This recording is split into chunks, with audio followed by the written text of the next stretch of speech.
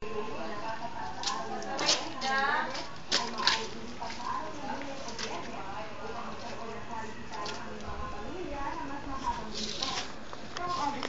nagdeklara rin ang Malacanang ng special non-working holiday para sa libing ni dating Pangulong Ferdinand Aquino.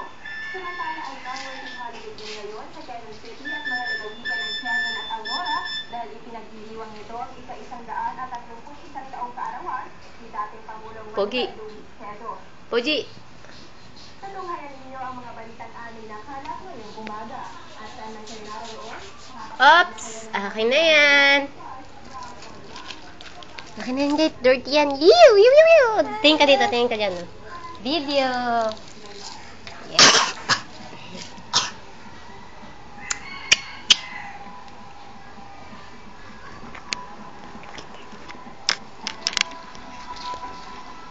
Tutog kay mama.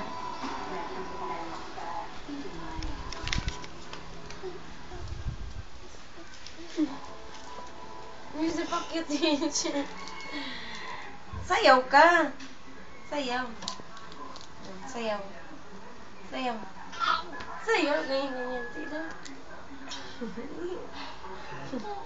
Oh. My name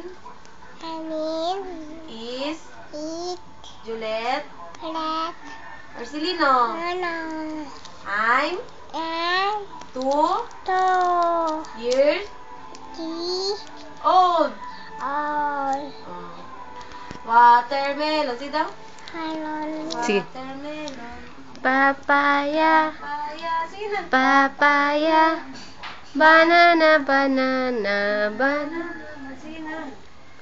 Fruit salad. Fruit salad. Yung mga ligo kung gilamutan mo.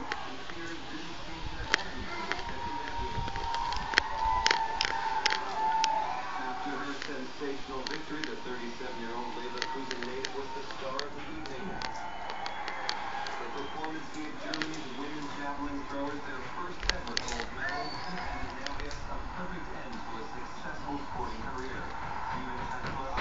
Bye-bye na, bye-bye. Bye-bye. Bye-bye. Bye-bye muna, bye-bye.